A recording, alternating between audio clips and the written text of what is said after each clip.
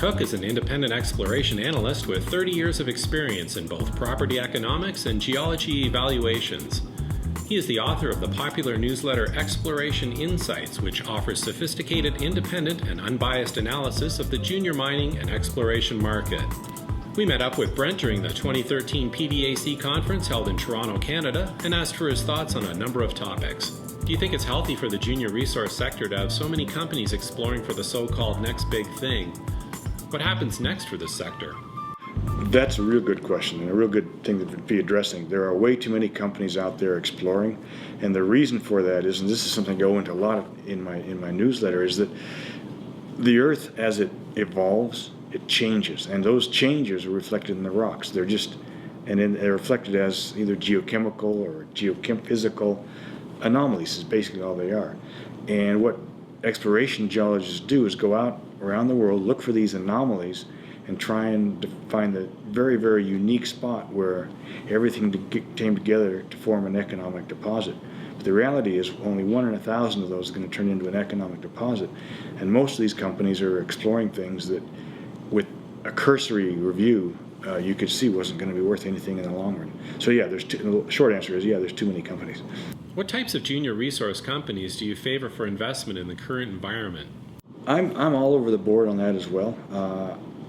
Probably one of the best, the most intelligent business models I think a retail investor should look at is what's called the prospect generator model, where this is an intelligent group of geologists who conceptually come up with targets anywhere in the world and then bring in a partner, say a Newmont or a Cameco or somebody, to test those targets. And what that means is, for the same amount of money which we're putting into the development of the idea, the concept, we get a lot more shots at a discovery where the high-risk dollars, the drilling, is spent by somebody else. So our investment in this business model is in the people and their intellectual capital versus the target they're drilling that we know has got a very poor chance of winning. Do you believe that the resource sector will see significant consolidation and M&A activities will accelerate now? If yes, what should investors do to take advantage of that? We're going to see a lot more consolidation coming into the new year. Right now, most of the majors have been burned. They bought things too high priced or too quickly.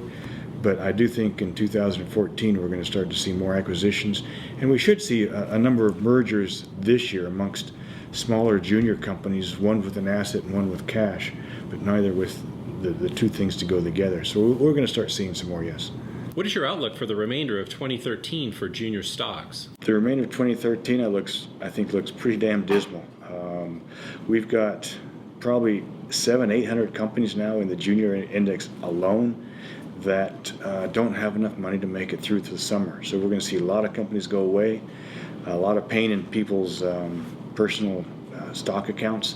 It's going to be rough, but the upside to that is that there's a lot of good stocks that are being beat down with the bad, and there's going to be some fantastic buying opportunities, probably the buying opportunities of at least 5-10 years. What, in your view, will cause investors to look at junior resource stocks again? I think what's going to happen is right now we're seeing the mining companies themselves slow down their exploration budget, slow down their acquisition budget, and they're trying to focus on their mines with the idea that they're going to make more money by tweaking the mines and adding reserves around their deposits. The problem with that model is that most of what they're going to find around their deposits is going to be their lower grade, deeper, or a higher strip ratio, which all equates to more costs. So their costs are going to continue to go up, I think, and they're going to again recognize is they need to buy high quality deposits pretty damn soon. So that's what's going to turn it around, at least for the companies that survive this downturn, that have quality management, quality projects, and cash. Can you share some of your favorite companies with our viewers? I'll quickly tell you about my newsletter, which is basically about what I'm doing with my money in the sector.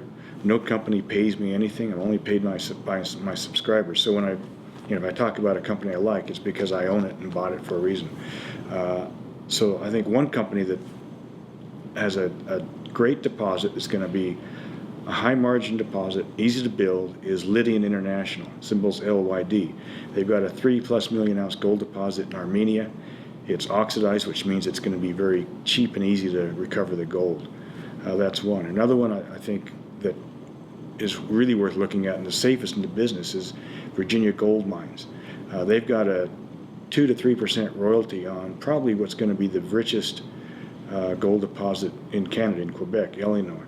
And right now you can buy Virginia for the value of that royalty and everything else they're doing, which is quite a bit, you get for free, so your downside is covered.